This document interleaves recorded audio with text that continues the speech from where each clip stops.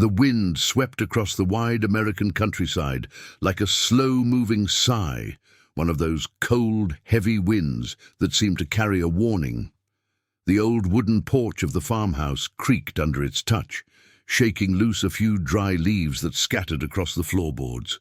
A single porch light flickered, revealing the outline of a woman standing alone. She wasn't moving. She wasn't breathing loudly. She was simply frozen. In her trembling hands, she held a crumpled envelope, its once white paper now bent, wrinkled, and damp from the tears falling onto it. Her fingers shook so badly that the edges fluttered like wings trying to escape. Her heart felt the way the fields looked that night, empty, cold, stripped by the wind. Inside the house behind her, heavy footsteps paced back and forth, slow, uneven, guilty. The old wooden floor complained beneath each step, as if even the house itself could feel the weight of what had happened. The woman closed her eyes for a moment, pressing the letter hard against her chest, as if trying to stop her heart from breaking in half. A faint whisper slipped through her lips, barely carried by the wind. "Lord, what am I supposed to do now?" Her voice cracked on the last word. The screen door creaked from behind her. A tall figure stepped onto the porch, the silhouette of a man worn by work, dust, and regret. He didn't dare step too close. He didn't dare speak. He didn't even dare breathe too loudly. He simply stood there, staring at the woman whose trust he had wounded more deeply than he ever imagined possible. The woman's grip loosened. The letter slipped from her hands, fluttered in the wind, and landed on the wooden porch with a soft, heartbreaking sound. The man finally tried to speak. "Please, just listen."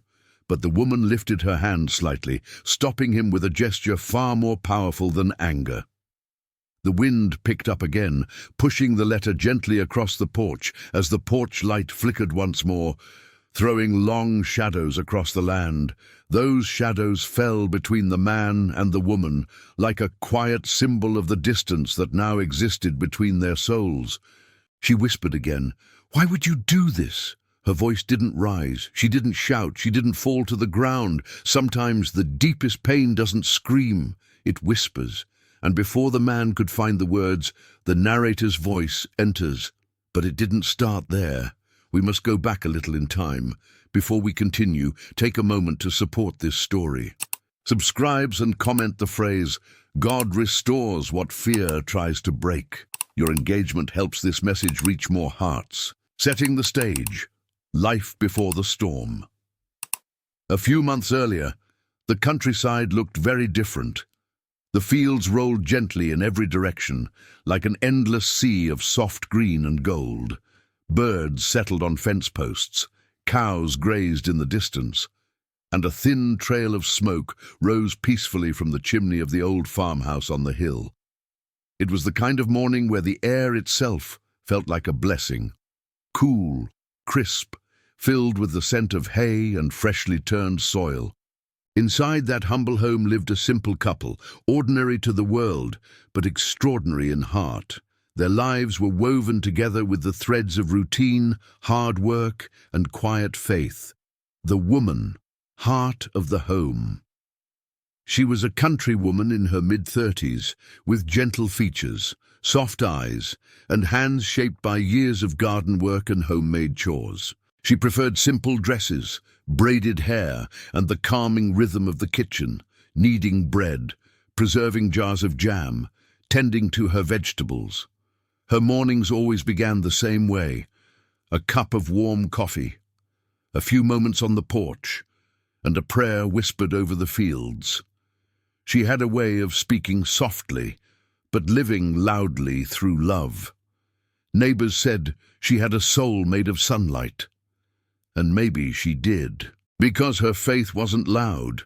It was steady, like a lamp that never goes out. The man, worker of the land. Her husband was a hard-working rural man, a carpenter by trade. His boots were always dusty by sunrise, his hands always marked by the day's labor. He wasn't a man of many words, but when he spoke, he meant what he said. He took pride in fixing things, broken chairs, old fences, rusted hinges, even the neighbors' tractors when needed. People trusted him. People admired him. People believed in his honesty. But beneath that tough exterior lived a quieter truth. He carried pressure. He carried expectations. He carried the fear of failing the woman he loved. He hid his struggles well, maybe too well. The simple rhythm of their life. They weren't wealthy, but they had enough. They weren't perfect, but they were united.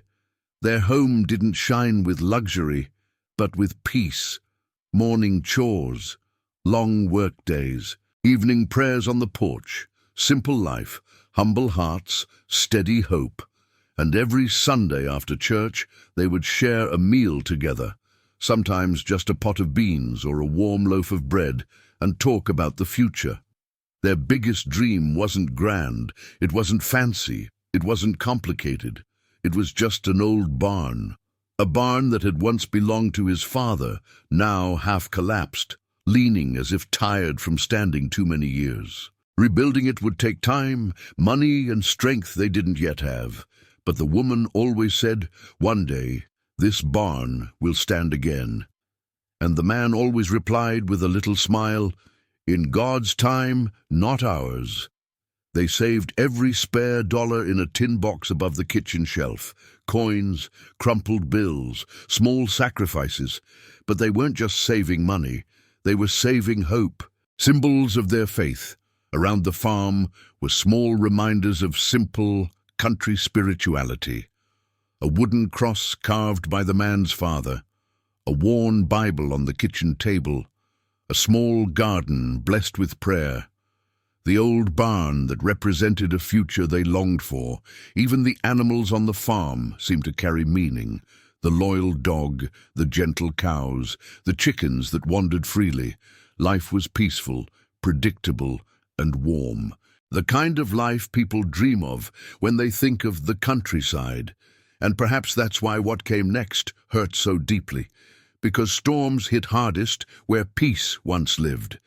And their storm was already forming behind the hills, the dream that held their hearts together. Every family in the countryside carries at least one quiet dream, not the kind made of ambition, but the kind made of hope. For this humble couple, their dream was simple: to rebuild the old barn. Not just to restore a building, but to restore a legacy. The barn, more than wood and nails. Years ago, the barn was the heart of the land, a place where the man's father taught him how to use his first hammer, where corn was stored after long harvests, where neighbors would stop by for coffee and conversation. But time had done what time always does. The wood aged, the roof sagged, and one harsh winter storm finally brought half the structure down. Since then, the barn stood like a wounded giant, leaning, tired, waiting. Some people said it wasn't worth saving. Some said to tear it down, others said to build a new one. But for the couple, the barn wasn't something to replace, it was something to redeem. The tin box of hope.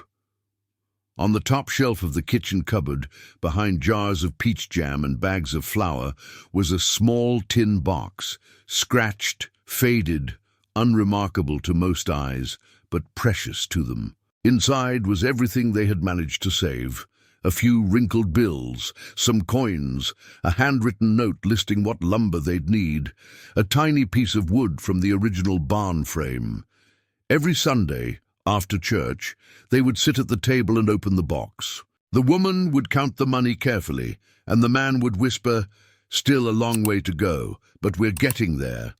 And she would smile with gentle faith, "God blesses slow beginnings," because she believed it. Deeply. Their shared vision. They imagined the barn restored, sunlight shining through freshly placed boards, tools neatly hung along the walls, a small workshop where the man could build furniture, a space where they might one day raise their future children, or perhaps even grandchildren. The woman dreamed of mornings when she'd bring him coffee while he worked on a rocking chair or a handmade table, and he dreamed of looking out from the barn door to see her gardening, her dress moving with the wind, their life simple but full. They weren't chasing wealth. They weren't chasing status. They weren't chasing anything the world calls success. They were chasing purpose, a purpose rooted in family, faith, and legacy, the unspoken stress. But dreams, even humble ones, require something fragile, patience, and patience, when stretched too thin, can become heavy. The man felt this weight more than he ever admitted. Work at the carpentry shop had slowed, bills didn't stop coming, repairs to the house were piling up, and every time he looked at the broken barn, something inside him tightened. He felt like he was failing his father's memory, failing his marriage, failing the future he hoped to build. He prayed, quietly, privately, late at night when his wife was asleep. Lord, help me give her the life she deserves. Help me not fall short. And though the woman sensed something in him shifting, she believed prayers could hold them steady. But life is a teacher, and it teaches through storms. And the storm approaching them wasn't born from nature. It was born from pressure, weakness, and the quiet cracks that form when dreams feel too far away. Life tests the heart before it tests the home. Summer arrived with a harshness the couple had never seen before. It wasn't just heat, it was the kind of heat that dries the land from the inside out, the kind that turns the wind into a hot breath and the soil into powder. Everything began to wither. The garden that refused to grow. The woman tried to keep her garden alive. The tomatoes, the beans, the corn she prayed over from seed to sprout. She watered early in the morning, then again late in the evening, moving slower each day as the sun grew more unforgiving. But despite her care, the plants drooped, the leaves curled, the soil cracked. One afternoon, as she knelt in the dirt, her hands trembling with exhaustion, she whispered, "Lord, I've tended this garden with my whole heart. Why is it still dying?" The wind answered with silence. Her old speckled hen stopped laying eggs. The small patch of corn turned yellow. Even the wildflowers near the fence lost their color. And with each fading leaf, a little piece of her hope faded too. The man's work begins to crumble at the carpentry workshop. Things were worse. Orders slowed. Customers delayed payments. Work hours were cut. And the owner, an old man who treated his workers like sons, looked tired and worried. Some days the man would come home late, covered in sawdust and sweat, but with nothing to show for the extra hours. He tried to hide it, told her everything was fine, but his eyes told another truth: fear, concern, pressure. He had always been the strong one, the steady one, the fixer. But now he couldn't fix the drought. He couldn't fix the economy. He couldn't fix the bills, and every night as he passed the leaning barn on his way to the house, he felt a sting in his chest. It looked worse each week, one side sagging, a corner beam giving out, the roof sinking unevenly. He ran his hand along the broken wood and whispered to himself, "I'm trying, Dad, I'm trying." But effort didn't seem enough anymore. Private tears, silent prayers. One evening, near sunset, the woman sat on the back steps with her hands covering her face. She didn't cry loudly. Her tears fell quietly, gentle, slow, like rain that tries to revive dry earth but can't. The man found her there. He knew that kind of pain. He recognized it. He sat beside her and placed a hand on her shoulder. "Mary, we'll get through this. God sees us." Though we are not using character names in prompts, we do use them in narration. She forced a small smile. I know he does. I just hoped this year would be different." He looked at the dying plants, the dried soil, the tired chickens, and he knew she wasn't just talking about the garden. She was talking about the barn, about the dream, about the life they were struggling to hold together. He wanted to say something wise, something strong, something comforting. But instead, he said nothing, because he didn't trust his voice not to break. Later that night, when she had fallen asleep, he sat alone at the kitchen table. The lamp flickered softly as he buried his face in his hands. "Lord, I'm doing everything I can, but it's like the more I try, the further everything slips away." His voice cracked in the quiet room. "I'm tired, God, I'm tired." The weight. No one saw people assume that rural life is peaceful, simple, easy, but sometimes the quiet places carry the heaviest burdens. The couples smiled at neighbors, they attended church, they worked their land, they prayed together. But inside their hearts, something was shifting. The woman's hope was being tested by disappointment. The man's strength was being tested by pressure. And together, without realizing it, they were drifting slowly into a place where hurt grows quietly, the kind of place where temptation waits. Life had tested their faith, but the next trial would test something even deeper, their trust. Temptation never knocks loudly, it whispers. The man didn't fall into betrayal overnight. It arrived slowly, quiet, calculated, and disguised as comfort. It began the day a new worker arrived at the carpentry workshop. A new presence in the workshop. She wasn't from the countryside. Her clothes were nicer. Her perfume didn't belong in a woodshop. Her confidence was sharp enough to cut through the sawdust-filled air. She smiled too easily. She spoke too boldly. She stood too close. The man noticed, but tried not to. The owner introduced her as a new assistant, someone to help with orders, manage schedules, and handle customers. She walked across the workshop floor in heels that didn't belong there, scanning the room like someone who believed she already owned it. When she approached the man, her smile widened. "You must be the one they talk about," she said, "the hard-working one." He gave a polite nod. "Just doing my job."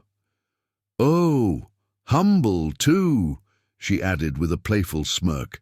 He didn't laugh. He didn't flirt. He didn't encourage her. But she noticed something. He was tired. He was pressured. He was vulnerable. And people like her can sense a weakness the same way wolves smell fear. The slow and subtle drift. It began with small things. "Can you help me with this order? Can you stay a little later to show me how this tool works? You're much better at this than the others." Flattery. The bait of the insecure. The man tried to keep distance. He worked silently. He avoided eye contact, but she always found a way into his space. Sometimes she would accidentally drop something near him. Sometimes she would lean too close when asking a question. Sometimes she would sigh dramatically when he pulled away. She never pushed outright. She simply made him feel seen. At a time when he felt invisible at home.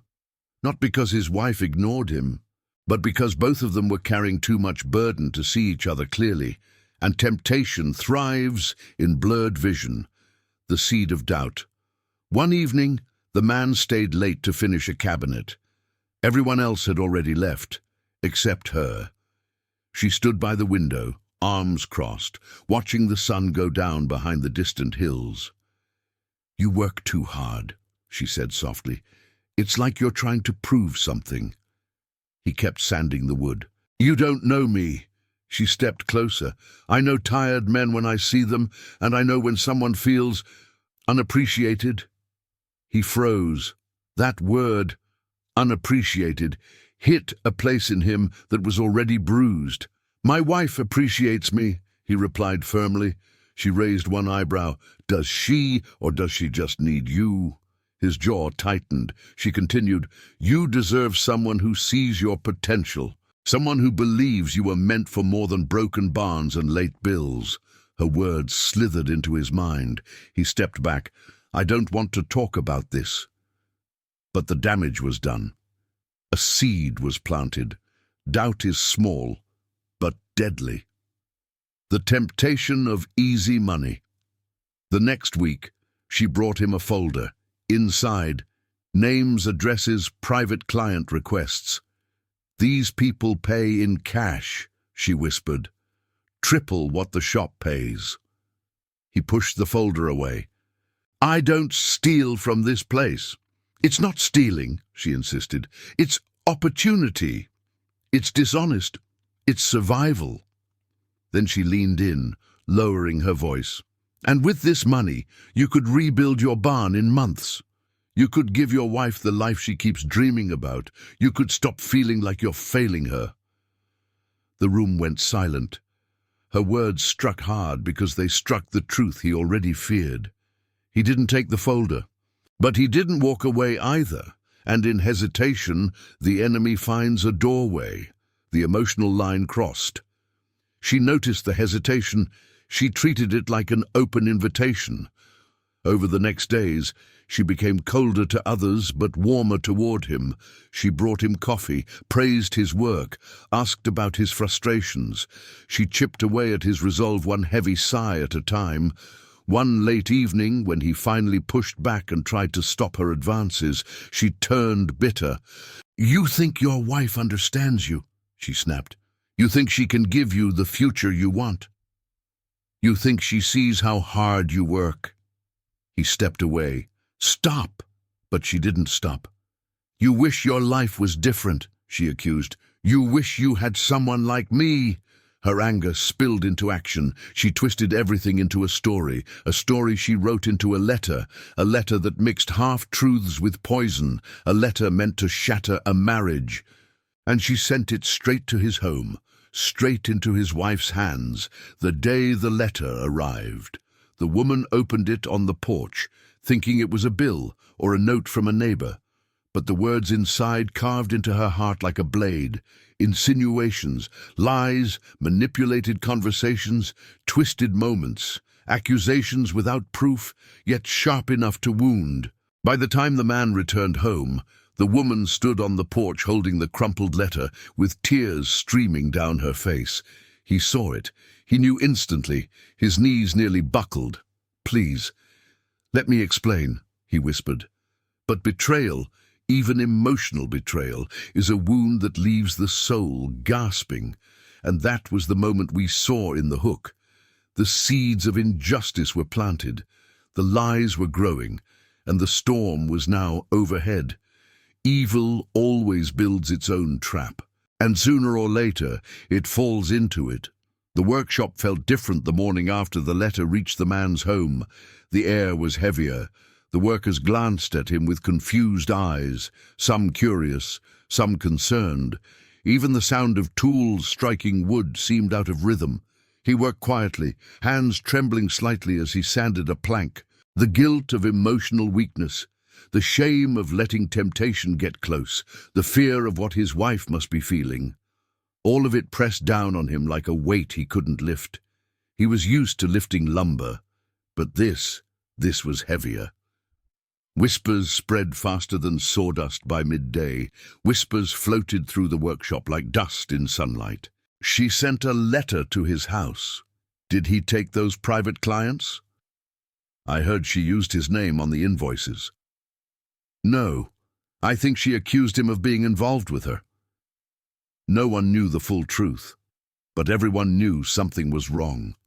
And the new woman, the one who had caused all this, walked around the workshop with stiff shoulders, nervous eyes, and defensive anger beneath her polished exterior. The confidence she once carried had cracks now, because lies are heavy things to drag around. The owner calls a meeting late in the afternoon. The old workshop owner, Mr. Holden, raised his voice above the noise. "Everyone stop. I need to see John and Claire in my office, right now." The room went still. The man froze for a moment. His heart pounded. He wiped his hands on his jeans and followed the owner toward the small office near the back. The woman followed, but with a slight tremor in her step. Inside the office, the owner closed the door gently, but with the heaviness of someone who knew a storm was coming. Stacks of papers lay on the desk, invoices, receipts, client forms, payment logs. The owner took his time, slowly adjusting his glasses, slowly sorting the papers, slowly letting the silence do half the talking. Finally, he lifted one sheet. "John," he said quietly, "Do you recognize this signature?" The man looked. The signature matched his name, but he had never signed anything like that. "No, sir, that's not mine." The owner nodded once, as if he expected that answer. He set down another paper. "And this one?" Again, the man shook his head. "No." "And this?" "No, sir." The woman shifted uncomfortably. The owner placed all the papers on the desk, a full stack of forged signatures, falsified invoices, and altered records. A pile of wrongdoing, a pile of her doing. Truth rises like dust in sunlight. The owner leaned back in his chair. "Claire," he said, his voice stern but calm, "I've been running this workshop for 40 years, and I've seen every trick a dishonest worker has tried. You forged these documents. You used John's name to make private payments. You misled customers, and worst of all, you tried to drag a good man down with you." The woman's eyes widened. "That's not true," she snapped. "This is a setup. He told me to—" "Stop," the owner said firmly, raising his hand. Her words choked. Her excuses fell flat. Her face paled. "John," the owner continued, turning toward him, "did you take money from these jobs?" "No, sir. I never touched it. I never agreed to any of it." The owner nodded again. "I know. Your father raised you with more integrity than that. I knew you before you even knew how to hold a hammer." For the first time since this began, the man felt tears burn behind his eyes, because being believed, especially when you feel ashamed for letting temptation close, is a gift heavier than forgiveness. The owner turned back to the woman. "You lied, you manipulated, you forged records, and you tried to destroy a marriage with a letter full of poison." Her face twisted. "He flirted with me," she yelled. "He wanted the money, The owner slammed his hand on the desk. "Enough!" She jumped. "You used a decent man's tiredness to your advantage. You fed his insecurities. You twisted his honesty. And you tried to drag this entire workshop into your mess." The room was silent. The truth was loud. The collapse of the antagonist. Her confidence crumbled. Her shoulders sank. Her hands shook. She looked small, almost childlike in the shadow of her own schemes. I didn't mean for it to go this far," she whispered. "But lies don't stop. They grow, they swallow. And sooner or later, the liar gets consumed by the fire they started." "You're finished here," the owner said softly. "Gather your things. Leave now." Her eyes filled with fear, not sadness, not regret, but fear. Because losing what she had built on manipulation was the consequence she never imagined would arrive so fast. As she walked out of the office, she didn't look back. There was no dramatic exit, just quiet footsteps on a dusty floor. The fall of the unjust rarely makes noise. It simply removes power and reveals truth. But the damage was done. The workshop was cleared of lies. Justice had come quietly, without shouting, without revenge. But the man felt no victory, only pain. Because even though his hands were clean, his heart had crossed a line, not through action, but through weakness. When he walked home that night, the sky was deep blue, and crickets chirped along the road. He carried no envelope, no forged papers, no signs of wrongdoing. But he carried something heavier, the weight of what his wife must think of him, and the letter she held in her trembling hands was still waiting for him on the porch. Where brokenness ends, grace begins. The man walked home slower than usual that night. The fading light stretched long shadows across the dirt road, while the sound of crickets and distant rustling fields followed his steps. The sky had softened into a pale amber glow, one of those rare sunsets that look more like a prayer than a moment. But he barely noticed any of it, because the real storm wasn't around him. It was inside him. When he reached the farmhouse, the porch light was on, and his wife was exactly where he left her, standing near the railing, arms wrapped around herself, the crumpled letter at her feet. She didn't cry this time. She didn't speak. She simply looked at him, and he felt smaller than he ever had in his life. He stepped onto the porch, and his voice cracking. Please, let me explain." She didn't move. The truth didn't rush out of him. It poured slowly, painfully, broken pieces of honesty he had been too ashamed to reveal. "I never touched her. I never took the money. But I let her get too close. I let her speak into my weakness because I felt like I was failing you." He swallowed hard, tears streaking his dust-covered face. "I should have been stronger. I should have told you. But I was embarrassed. I didn't want you to see me like this." His voice broke completely. "I didn't betray you with my hands, but I betrayed you with my silence." The woman looked at him, really looked, and for the first time she saw the exhaustion behind the eyes of the man she loved. Not weakness, not desire for someone else, not hidden motives, just burden. A burden he had carried alone far too long. She stepped forward, her voice soft but trembling. "You should have talked to me. We pray together every night, but you carried this alone." He nodded, ashamed. "I didn't want to place more weight on your shoulders." A long silence settled between them, not cold, not angry, but wounded. Then quietly, she picked up the letter and placed it in his hand. "This hurt me," she whispered. "But losing you would hurt more." She touched his arm gently, a simple gesture that felt like mercy, and then she said the words God had placed on her heart. "We face storms together. We don't let them separate us." He broke, his knees giving out as he collapsed onto the wooden porch, weeping openly, his face in his hands. "I'm so sorry. I'm so sorry." She knelt beside him, placing her hand on his back, and with her voice shaking, she began to pray. Not a rehearsed prayer, not a pretty prayer, but a desperate, broken, real one. "Lord, heal what fear tried to break. Restore what lies tried to damage. Bring peace into this home again. Make us one in you." As she prayed, the wind softened. The night stilled, and an undeniable presence settled over them, a warmth, not from the porch light, but from something holy, something gentle, something unmistakably divine. The man lifted his head slowly. "I felt that," he whispered. She nodded, wiping her tears. "That's God. He enters when a family prays together." The unexpected visitor. The next morning, just after sunrise, the man stepped outside to feed the chickens. The air was cool and fresh, carrying the scent of dew-covered grass. He took a deep breath, letting the new day settle into him.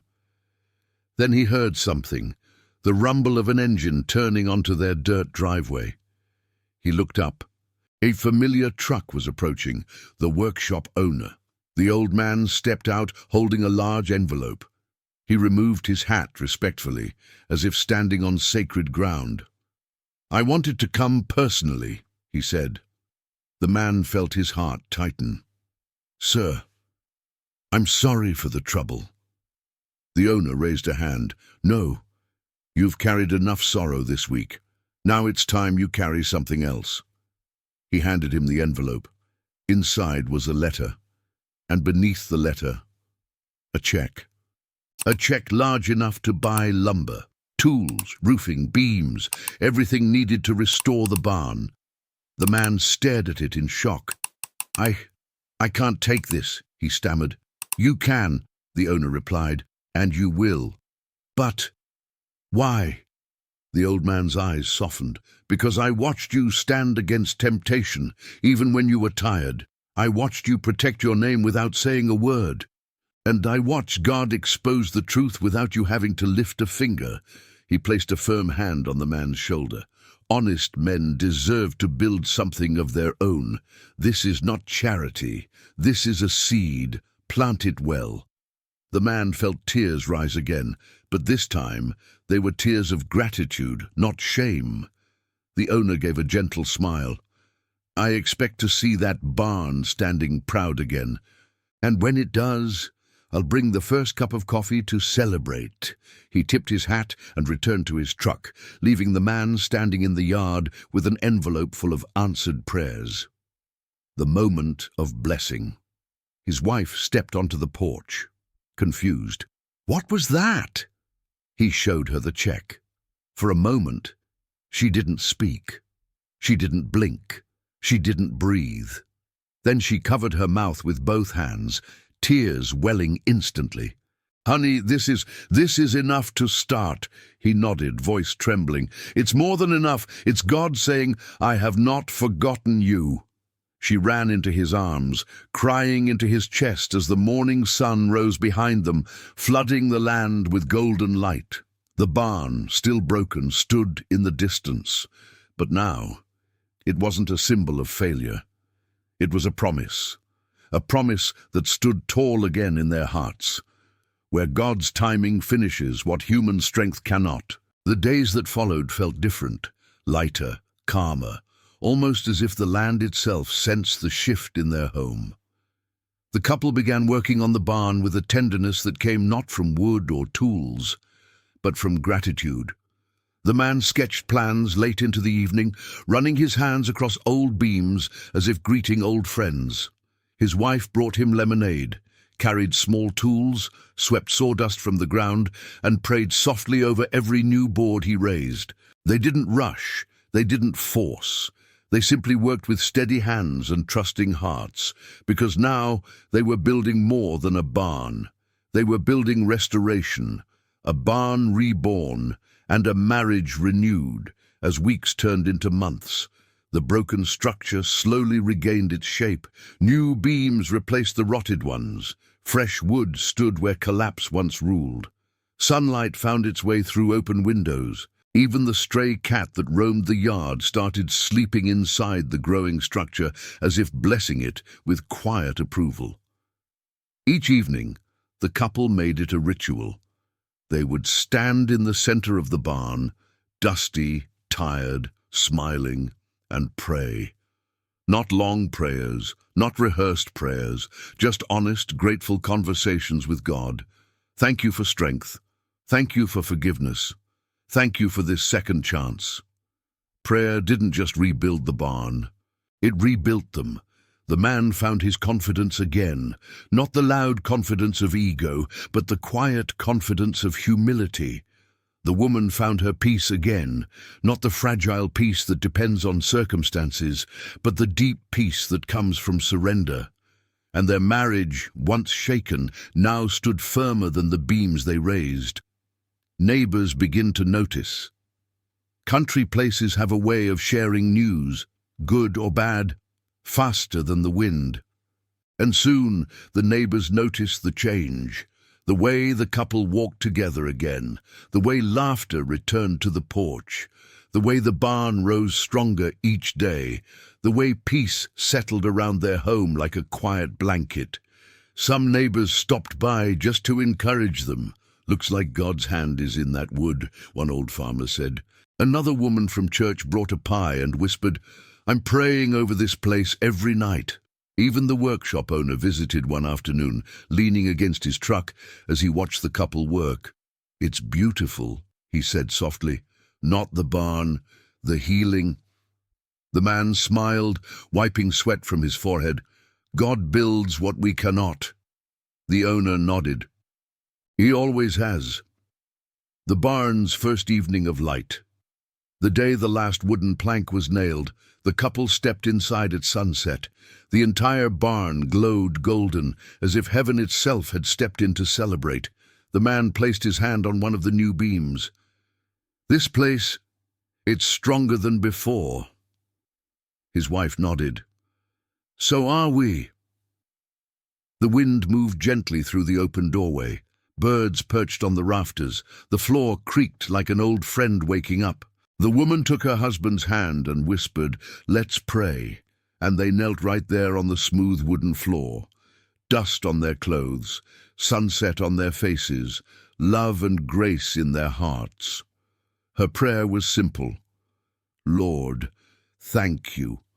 Thank you for restoring our home, our hearts, and our future. May this barn stand as a reminder that you never arrive late." The man squeezed her hand, tears slipping quietly down his cheeks. Amen?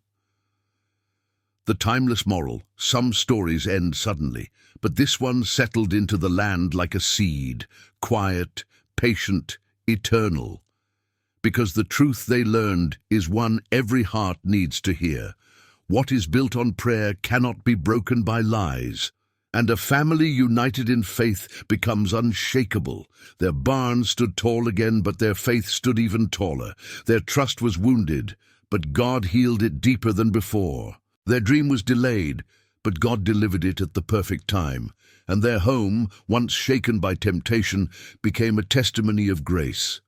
My friend, if this story touched something inside you today, let it remind you of this simple truth. No wound is too deep, and no home is too shaken for God to restore. When storms enter a family, He is the one who steps in with quiet strength, healing what fear, lies, and doubt tried to destroy. This couple didn't rise again because they were strong. They rose because they prayed. If you felt God speaking through this message, I invite you to stay close to this growing community of faith. Subscribe to this channel so these stories of hope, forgiveness, and grace can continue to bless your heart and your home. And before you go, leave your voice here with us. Comment the phrase, "Prayer rebuilds what pain tries to ruin." Let's fill this place with faith, unity, and God's restoring power.